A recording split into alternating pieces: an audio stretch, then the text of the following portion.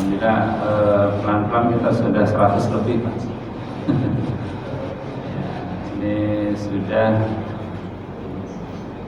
insyaallah kita akan mulai ke hadis yang 114. Jadi iman kepada qadar. Baik Pak, saya kasih pengantar dulu ya, meskipun harus serba singkat barangkali biar waktunya efisien. Nanti mungkin untuk rincian dan kedalamannya kita bertahap insya Allah di sesi-sesi selanjutnya ya, biar kita memanfaatkan waktu. Sekilas Pak tentang qadar. Ya. Qadar ini kalau dalam sistem keimanan atau belief system dalam agama kita, ini menjadi salah satu dari 6 hal yang harus kita imani ya, yang kita kenal dengan istilah rukun iman. Nah, butir-butir tentang rukun iman sendiri dulu sudah kita bahas, kalau nggak salah di hadis yang ke-27 Pak, yang itu dikenal dengan hadis Jibril ya, ketika Jibril menemui Rasulullah dan ada para sahabatnya, termasuk ini yang diceritakan oleh sahabat Umar bin Khattab. Ketika sahabat Umar disitu menceritakan bahwa ada, kemudian diketahui malaikat Jibril itu datang menemui Rasulullah, lalu datang berhadapan dengan Nabi. Singkatnya lalu bertanya, mal iman, mal Islam, mal ihsan. Apakah iman, Islam dan ihsan? Lalu Rasulullah memberikan jawaban itu ya. Nah, di antaranya yang kita kenal itu rukun iman, rukun Islam, rukun iman. Nah, rukun iman itu salah satunya di situ disebutkan mal iman, al iman huwa an tu'minu billahi wa malaikatihi wa kitabihi wa kutubihi wa rusulihi wa tu'mina billahi wa tu'mina bil qadari khairihi wa syarrihi. Nah, gitu. Jadi rukun iman kepada Allah, iman pada malaikat, iman pada kitab, iman pada Rasul, iman pada hari akhir. Yang terakhir iman kepada qadar. Wa tu'mina bil qadari khairihi wa syarrihi. Qadar yang baik dan buruk. Nah, Bapak Ibu sekalian, inilah hadis salah satu, nanti di hadis yang lain juga ada yang menjadi landasan ya, informasi yang berkaitan dengan qadar, tentang keimanan kepada qadar. Nah, sekaligus ini menjadi kontribusi dari hadis, karena kalau kita lihat di dalam Al-Quran itu tidak ada butir keimanan yang secara eksplisit dijelaskan di dalam Al-Quran. Al-Quran merintahkan pada kita iman kepada qadar, ada. Jadi sumbernya hadis. Sehingga pentingnya kita bicara tentang hadis qadar, meskipun nanti hadis-hadis yang ada di dalamnya ini tentu tidak terlepas dari subjektivitas pengarang. Kalau di sini Sholih Ahmad Asy'ari memasukkan hadis ini ke dalam jamaah, ini kan ada subjektivitas apa ya? Ya, aspek kemanusiaan yang mungkin ada benar ada salahnya mengelompokkan hadis ini ke tema qadar. Bapak Ibu sekalian, secara bahasa qadar itu umumnya diartikan dengan apa? Apa? Qadar ya, qadar. Qadar itu ya, yang umumnya itu qadar itu ke dalam bahasa kita yang pas itu mungkin semacam takaran atau kadar ukuran ya. Jadi Allah sudah menetapkan takarannya, kadarnya akan ya. Jadi sudah ada kadar ukuran yang itu sebagai ketetapan. Kalau orang mengatakan ya qadar itu ya ketentuan atau ketetapan Allah. Memang kadang ada yang membedakan antara qada dan qadar ya. Nanti kita akan hubungkan. Jadi tergantung konteksnya Bapak ya. Tapi yang paling umum qadar itu diartikan sebagai takaran atau ketetapan Allah. Nanti kalau kita bicara tentang Lailatul Qadar ya, kan ada qadar, malam yang telah ditetapkan ya, sebagai malam ditetapkan, yang itu di situ ada kemuliaan. Jadi semuanya akan ada keterkaitan, ada hubungan di konteksnya. Nah, Bapak Ibu sekalian, jadi Allah sudah menetapkan dan manusia tidak bisa mengintervensi, tidak bisa melawan ketetapan itu. Ya, itulah yang sudah menjadi ketetapan Allah. Kalau dalam bahasa sains itu mungkin disebut dengan sunnatullah. Dalam Al-Quran disebut sunnatullah. Sunnatullah itu, sunnah itu ketetapan, tradisi, hukum. Ya. Kalau orang umum, orang eksak menyebutnya hukum alam. Hukum alam. Sunnah. La tabdila li sunnati. Allah menyebutkan dalam Al-Quran, hukum-hukum Allah itu tidak bisa dirubah. Itu sudah jadi ketetapan dan manusia harus bisa menerimanya. Kalau dalam hukum alam misalnya air kalau dipanaskan gimana Pak? Mendidih, itu udah ketetapan. Ya. Air kalau didinginkan membeku, itu ketetapan. Nah, yang dalam istilah Quran dan Sunnah itu disebut dengan Sunnah. Nah, kita dalam hidup ini harus mengikuti Sunnah-Sunnah. Nggak bisa kita melawan. Kita perlu memahami, perlu menyesuaikan. Maka nanti di situ ada beberapa ketetapan dalam hadis itu yang harus kita paham. Ya, kita menyesuaikan saja. Kalau kita ingin masuk surga, ya ikuti jalan yang akan menghantarkan kita ke surga. Ya. Kalau orang soleh, orang mengikuti ketentuan itu, ya tentunya dia masuk ke surga. Nah, surga ada jalannya, ada peruntukannya. Yang neraka juga begitu. Itu sudah ketetapan Allah. Kita nggak bisa protes, nggak bisa menawar. Ya, itu otoritas Allah. Maka ini harus kita imani, harus kita terima. Itu Bapak sekalian. Nah, Bapak Ibu sekalian, lalu mungkin ada pertanyaan. Ya, ini sesungguhnya banyak hal yang bisa diberikan. Apa sih hikmahnya dari kita beriman kepada Qadar? Apa kira-kira? Satu aja lah. Ini banyak kalau diuraikan. Buat apa kita beriman kepada Qadar? Ya, kita kan keimanan yang lain pasti ada. Gimana Bapak? Kalau ini nggak ada ketentuan Allah, kita iman pada Qadar, gimana Pak? Gimana orang? Supaya rela. Gimana? Rela. Ya, diantaranya akan menumbuhkan rasa rela. Rela itu ridho. Ridho itu pada masa kita puas. Yang lain Pak, mungkin ada yang lebih. Monggo Pak. Ya, yang jelas diantaranya Bapak yang kita, orang yang beriman kepada takdir itu hidupnya itu akan nyaman. Dia akan lebih bisa, tadi kalau dalam bahasanya akan bisa lebih berdamai dengan kondisi apa. Dia nggak akan memberontak. Ya, itu dekat-dekat dengan tawakal Pak, miripnya. Jadi kok saya begini gitu ya. Saya kan sudah bekerja keras, kenapa kok hasilnya begini kan gitu. Nah, orang kalau nggak percaya pada takdir itu bisa stres Pak. Lalu kan Pak, kok saya begini, kok dia begitu, kok jadi begini ya. Itu nah, akhirnya nyalah-nyalahkan orang lain, nyalah-nyalahkan sendiri juga. Nah, itu yang tadi saya katakan, orang yang nggak percaya sama takdir itu ya sulit untuk bisa berdamai dengan ya memang ada bedanya nanti Pak, ada tawakal, ada ridho ya. Nah, mirip-mirip nanti ada keterkaitan gitu Pak. Yang jelas hikmah atau manfaat dari kita beriman kepada Qadar itu nanti kita akan bisa ya berdamai dan bahkan bisa rela dalam keadaan apapun sepanjang kita terus berusaha dalam kebaikan. Atau pasti Allah itu tidak akan mendolimi kita semua. Pasti Allah itu punya maksud yang lebih tahu. Itu aja ya. Nah, itu memunculkan kita untuk selalu berhusnudzon kepada Allah. Itu Pak. Nanti ada hikmah-hikmah yang lainnya. Kita akan lanjut saja Pak ya. Biar tidak terlalu panjang lebar. Selanjutnya ini hadis yang dimasukkan ke dalam pembahasan ini. Yang A ini sudah tidak perlu dideskripsikan.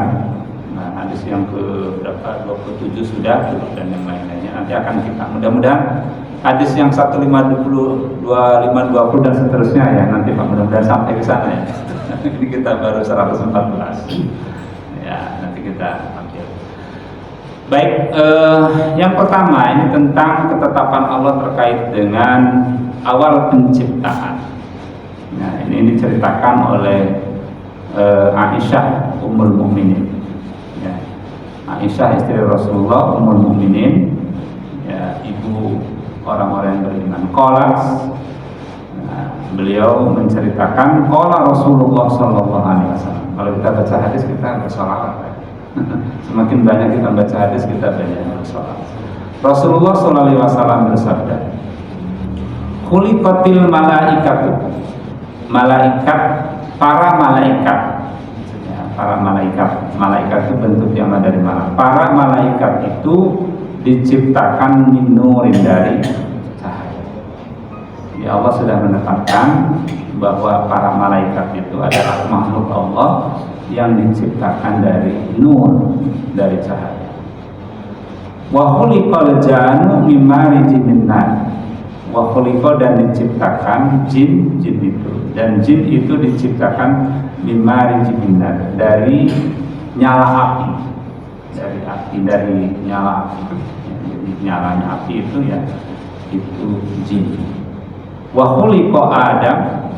Nah, Adam itu disebut sebagai manusia yang pertama. Adam itu diciptakan mimma wusifalakum, dari apa-apa yang telah dijelaskan, ya disebutkan sifat-sifatnya kepada kalian. Banyak di dalam Al-Quran, banyak di dalam dijelaskan tentang penciptaan Adam. Kalau protesnya iblis kepada Allah, kenapa saya harus menyembah, harus sujud kepada Adam?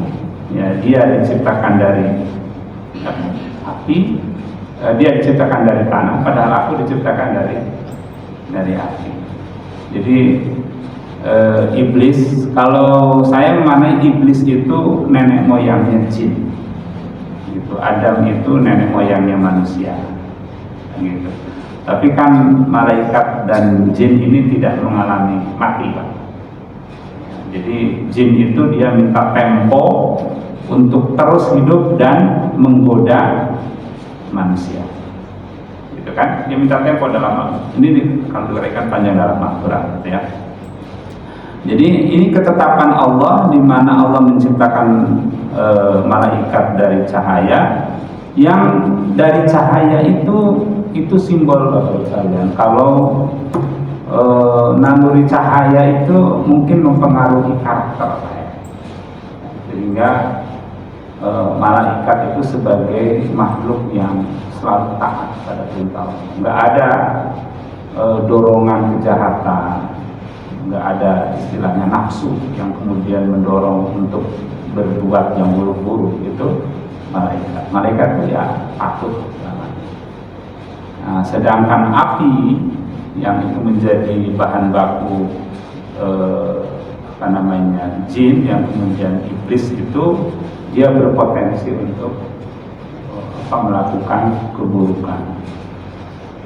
Gitu. Ada pertanyaan apa ya? Gimana kok ada jin ya? Ada jin itu yang jahat, ada yang buruk gitu kan? Ya pada dasarnya posisi jin dan manusia itu sama. Kalau kita lihat dalam Al-Quran itu, hanya memang alamnya yang berbeda. Kalau di Quran kan wa ma khalaqtul jinna wal insa illa liya'budun. Allah, aku menciptakan jin dan manusia itu ya supaya menyembah atau beribadah kepadaku. Cuman alamnya berbeda. Nah kalau iblis itu nenek moyang, iblis itu kan julukan, Pak. Ablasa itu apa artinya? Ablasa iblis itu artinya yang berputus asa, sudah kepalang basah, sudah tanggung kan gitu. Nah ini kalau ada orang, wah saya sudah terlanjur berbuat jahat, jahat sekalian gitu kan, masa nanti neraka nggak ada yang ngisi kan, gitu kan. Udah terlanjur, emang Allah sudah menciptakan neraka pun nggak ada penghuninya kan gitu ya, biar jadi teman iblis. Nah itu kan udah orang seperti iblis itu ya, sudah merasa terlanjur. Nah enggak, kalau orang ada seperti gitu nggak mau segera taubat kembali, itu mirip-mirip iblis kan gitu ya. Jadi iblis itu nenek moyangnya jin. Nah ini ketetapan Allah tentang penciptaan kalau kita sebut bahan bakunya. Nah apakah bahan baku itu mempengaruhi sifatnya? Nah bagaimana dengan Adam yang ini nenek moyang manusia yang bahan bakunya itu mintin? Kan dalam Al-Quran ada ayat, kita ini diciptakan dari saripati tanah. Laqad khalaqnal insana min sulalatin min tin, dan seterusnya. Nah, banyak sekali ayat-ayat. Intinya kita ini tercipta dari tanah, ya kan? Jadi ayah ibu nanti kalau makan minum dari tanah, ya buah-buahan itu kan dari saripati itu, kemudian terjadilah pembuahan, maka terjadilah manusia. Dan ini sudah diuji Pak, seperti Maurits Bucaille. Jadi unsur-unsur yang ada dalam tubuh kita ini persis ada, semuanya ada di dalam tanah. Dan kalau kita perhatikan unsur-unsur yang ada di dalam tanah itu jumlahnya sangat banyak Pak. Kalau diteliti itu, kalau api itu kan unsurnya ya api mungkin satu atau dua, tapi kalau tanah itu, tanah itu banyak Pak unsurnya. Ada besi, ada mangan, ada kalium, ada macam-macam itu. Makanya yang membuat mungkin itu karakter manusia bermacam-macam dan unsur-unsurnya itu sangat kompleks. Nah, jadi kalau iblis itu merasa dia lebih hebat daripada Adam, jangan-jangan karena dia tidak tahu. Nah, karena justru unsur-unsur yang membentuk manusia, bahan bakunya Adam atau manusia itu lebih banyak dan lebih lengkap. Ya, maka kalau kita lihat manusia itu dari banyak hal itu punya ya kelebihan. Maka dalam Al-Quran disebutkan laqad khalaqnal dalam surat At-Tin, Wattini wa zaituni wa tursini wa hadzal balad laqad khalaqnal insana fi ahsani taqwim. Manusia itu diciptakan dalam bentuk yang sebaik-baiknya.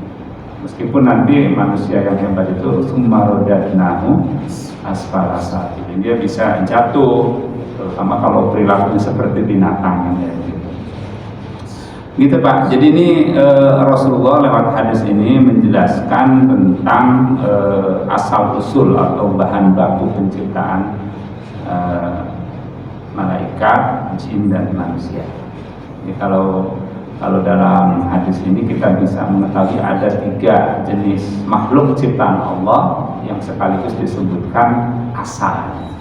Ada malaikat, ada jin, ada Adam sebagai nenek moyang manusia. Gitu Pak ya.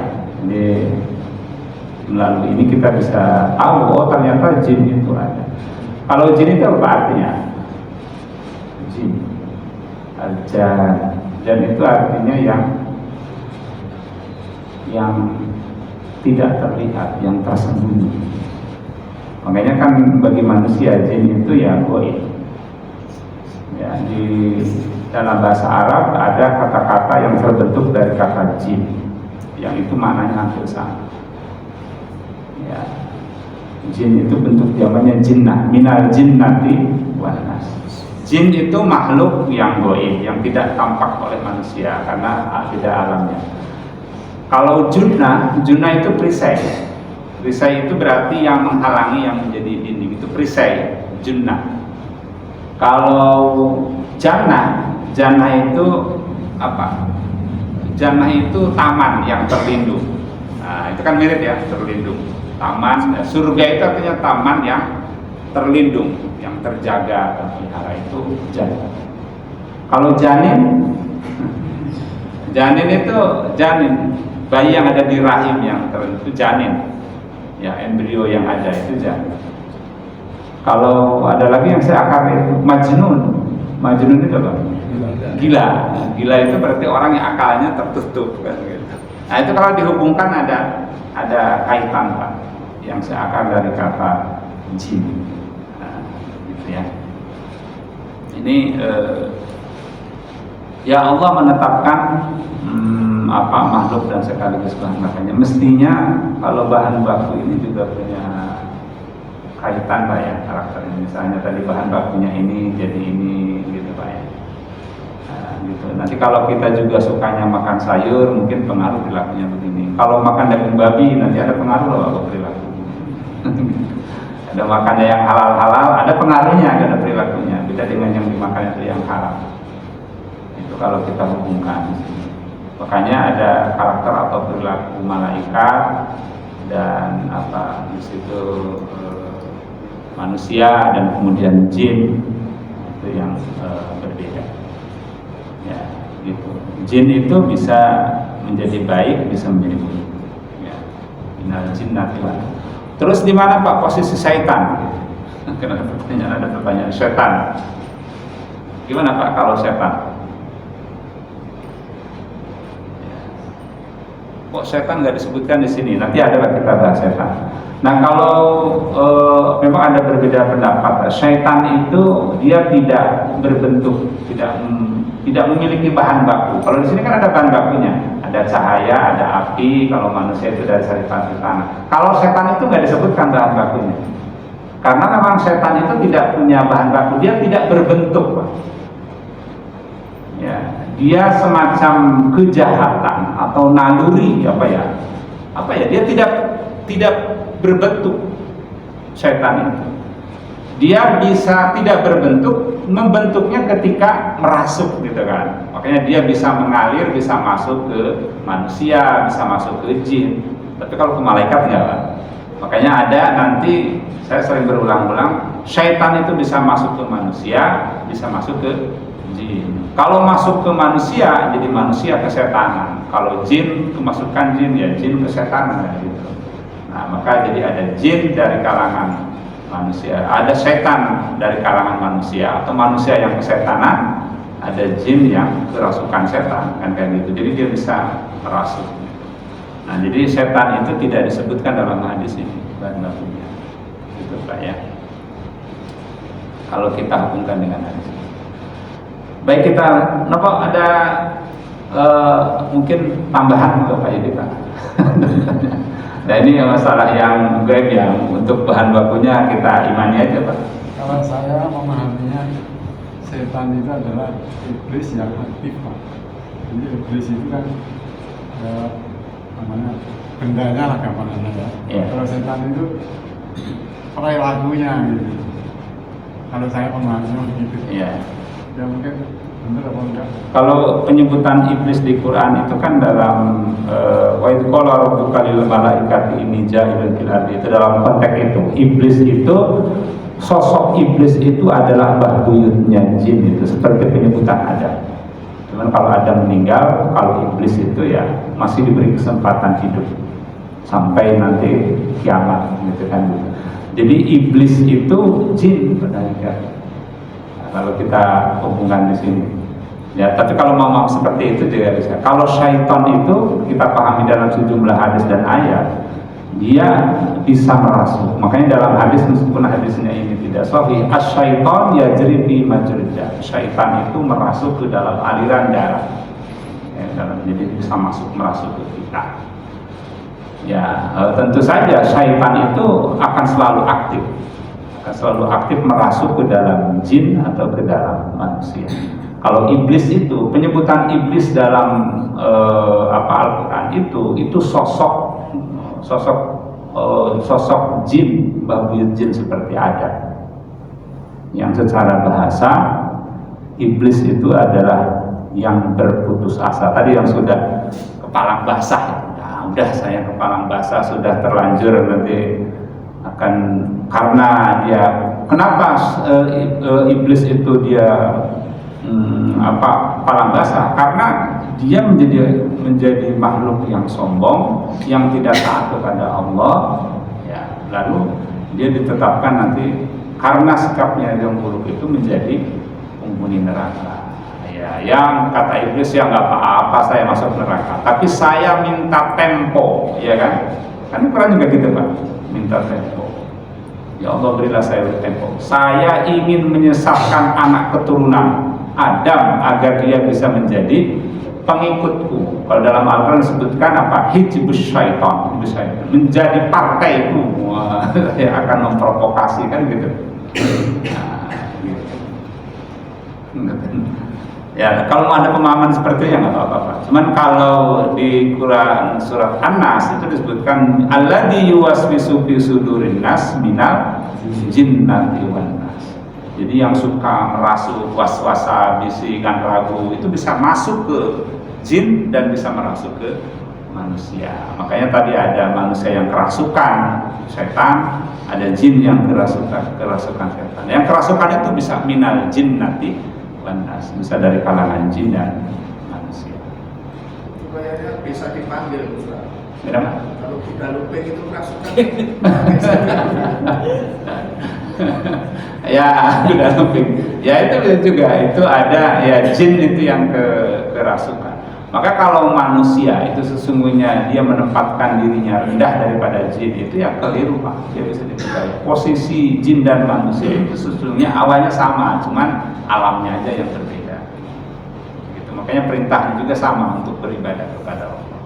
Nah, yang sering celaka itu manusia itu kadang ada yang inferior. Inferior itu apa? Rendah diri. Merasa dia rendah diri, seolah-olah jin itu apa, dia makhluk yang hebat. Karena memang seperti dalam surat jin Pak ya. Ada surat jin. Jin itu kadang-kadang dia mencuri informasi dari langit. Nah, yang dicuri itu beritanya kan hanya sebagian. Nah, kalau ada informasi yang diberikan jin itu benar ya, karena kadang benar Pak. Tapi yang dapat sedikit, yang kemudian diinfokan ke manusia kadang benar, kan banyak salahnya itu. Nah, manusia yang tidak menyadari bahwa itu nanti bisa dibaca dalam surat jin ya. Surat jin ya. Ini kalau manusia iman pada jin, seolah-olah kebenaran itu dari jin, dia diperdaya oleh jin. Nah, ini manusia. Ini harus hati-hati Pak, iman kepada yang gaib itu, jangan kemudian jin itu gaib lalu kita imani sepenuhnya. Karena jin itu seperti manusia, yang dia bisa iman, bisa kafir. Ini perlu pemahaman tentang konsep jin dari ayat yang disebut dengan jin. Posisi jin dan manusia sama, ibaratnya alamnya aja yang berbeda. Gitu kan.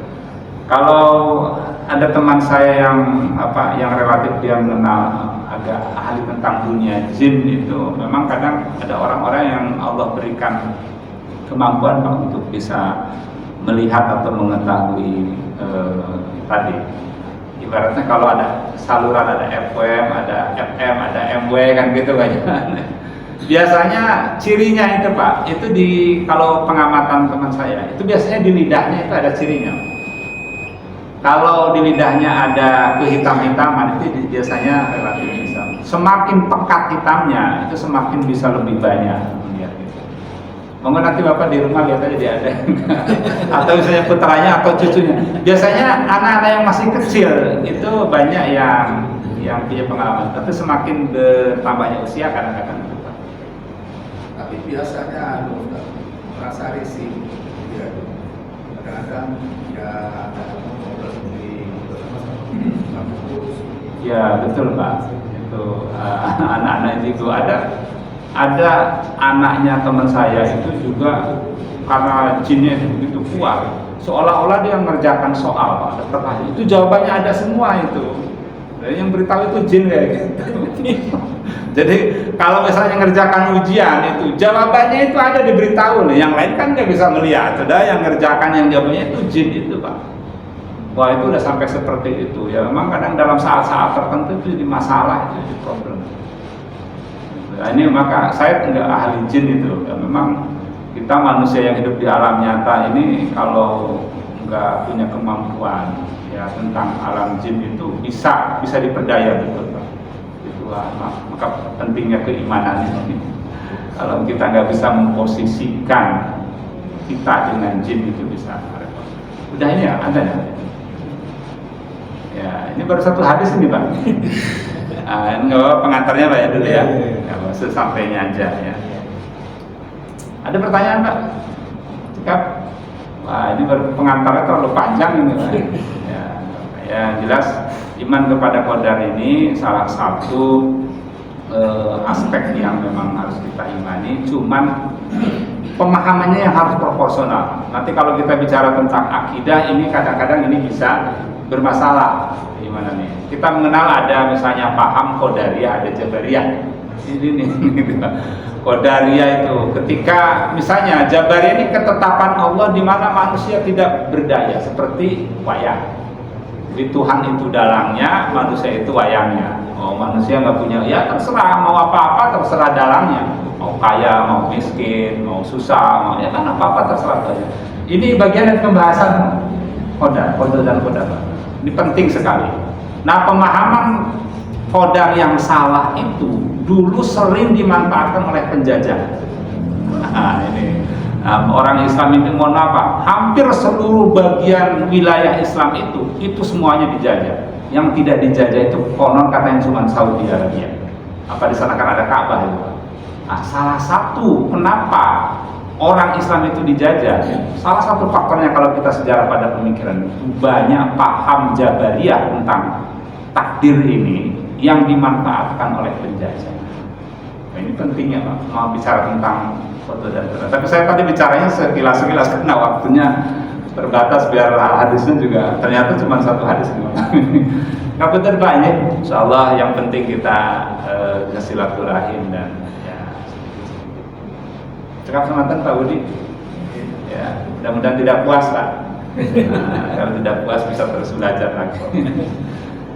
Itu saja, sekali lagi mohon maaf kalau kurang berkenan. Bismillahirrahmanirrahim. Assalamualaikum warahmatullahi wabarakatuh.